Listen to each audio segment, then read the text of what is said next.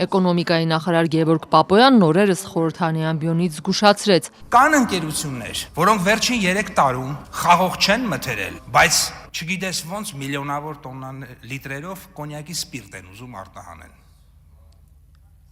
Այ ես իրանց հետ խնդրեմ ունեմ։ Եվ այդ ում սպիրտն են արտահանում, եթե մեր գյուղացու խաղողը չեն մթերում։ Ինչի պետք է իրանց կողքը մենք կանգնենք։ Այդ ում սպիրտն են իրանք արտահանում։ Այսինքն գյուղացու խաղողը չեն մթերում, ինչ որ մեկի սպիրտը առնում, բերում տանում են, մի հատ էլ պետք է կողքները կանգնենք։ Այ իրանց կողքը չեմ կանգնելու։ Ինքը որպես էկոնոմիկայի նախարար կլինի միայն այսպիսի ընկերությունների կողքին։ Իսկ նա, ով հայ գյուղացու խաղողը առնում է, մինչև վերջ իր կողքը կանգնած եմ։ Ես էլ ու կոչ եմ անում, դուք էլ իմ հետ գնանք այդ հարցերը լուծենք։ Իսկ նրանք, ովքեր որ խաղող չեն մթերում, ու ես իմ ինչով են զբաղված, կներեք իրանց հարցը, դա մեր հարցը չի, ընդհակառակը իրենց գործունեության արդյունքում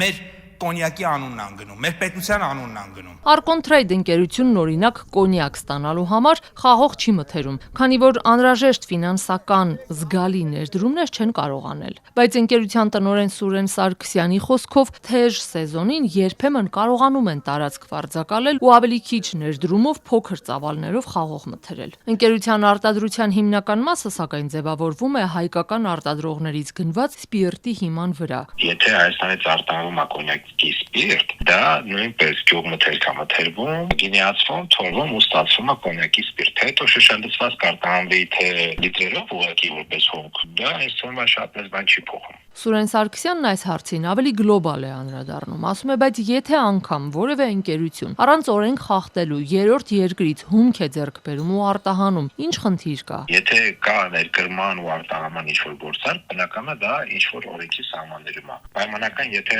շեղվենք կոնյակի թեմայից, եթե ես երրորդ երկրից ներկրում եմ Հայաստան ինչ-որ ապրանք, ապա վերարտահանում եմ։ Այդ ինչ է նշանակում։ Ես Հայաստանում բարիք չեմ ստեղծում, Հայաստանում հարկ չեմ վճարում, պետք չի կողքին կանգնել։ Ընդհանուր տնտեսական իրավիճակի մասին Երբ որ կազմակերպությունը ներկրում է երրորդ երկրից ու վերարտահանում է, ինքը Հայաստանում ինչ է։ Բեռնափոխադրող վարորդներն էլ Պապոյանին են հարցնում. եթե կասկածներ ունեք, որ Հայաստանում անորակ սպիրտ է շրջանառվում, ապա ինչու այդ ճանապարհը չեք փակում։ Թող ներ չկրվի Հայաստան, որ հետո չգիտեմ, Հայաստանի խմիչքի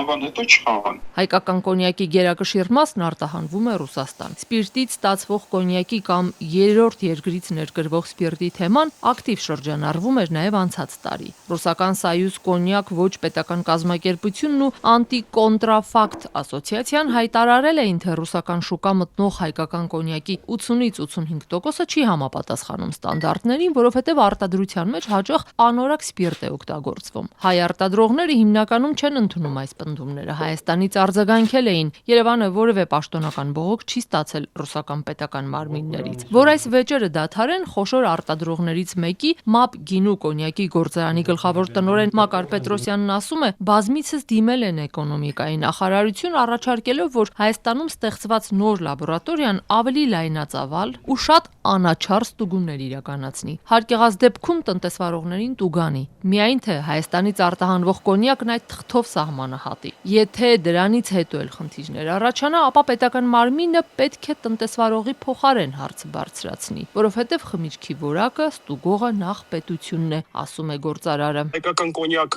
անունը շատ-շատ է շահարկվում, ճիշտ ու սխալը այնքան է խառնվում, որ մինչև մեր երկիրը չունենա այն լաբորատորիան, որը որ անաչառ ստուգումներ կանի հայկական կոնյակի եւ հստակ գնահատական կտա, այս կոնյակը համապատասխանում է ստանդարտներին, իսկ այս կոնյակը չի համապատասխանում։ Մինչև դա չլինի, վերջնական պնդում չի լինի անենց դեր։ Ալկոհոլի որակը ստուգող լաբորատորիան Հայաստանում սկսել է գործել նախորդ տարվա կեսերից։ Սննդամթերքի անվտանգության տեսչական մարմինից վստահեցնում են միջազգային հավատարմագրում ունեցող լաբորատորիայի պատասխանները ընդունելի են թե Ռուսաստանի, թե Եվրոպայի ու թե Վրաստանի համար։ Բայց դրա կարողություններն առայժմ շատ համեստ են։ Այն օրական 3-ից 4 խմբականակի նմուշ կարող է ստուգել։ Իսկ եթե Հայաստանում արդեն կա այս լաբորատորիան, ինչու է վրացական կողմը Հայաստանից իր սահմանով դեպի Ռուսաստան գնացող կոնյակը ստուգում, հատկապես այն դեպքում, եթե դա Ռուսաստանում է վաճառվում։ Հայ արտահանողներն այդ լաբորատորիայի եզրակացությունները չունեն, մեր այս հարցին էկոնոմիկայի նախարարությունից չարձագանքեցին։ Մինչ այդ հատկապես կոնյակ արտահանող բեռնատարների վարորդները սեփական եզրահանգումներն են անում։ Ինչի այդքան ժամանակ այդ ամեն ինչը չէր արվում,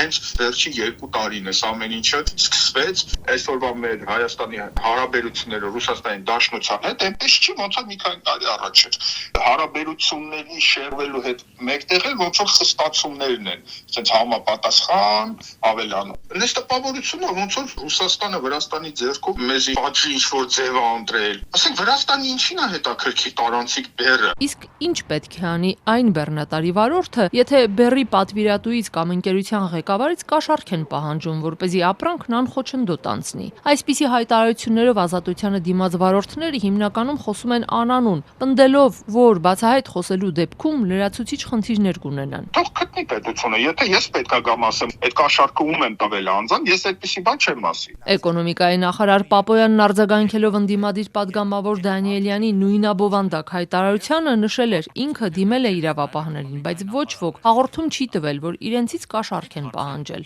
Չեն տա, որովհետև վախենում են, հակադարձում է վարորդների հարցերը խորհրդարանում բարձրաձայնող ընդդիմադիր պատգամավորը։ Ի վերջո պետության պոզիտիվ պարտականությունն է, որպեսզի հնարավորություն ստեղծի այդ մարդիկ, որ կարողանան իրենց բնականում կենսագործունեությունը ծավալեն, ոչ թե զանգով, ոչ թե խնդրանքով, ոչ թե բանով, այլ այդ հարցերը պետք է լուծվեն։ Ինչ որ մարդիկ կան, չէ՞ որ չհագրգռված են։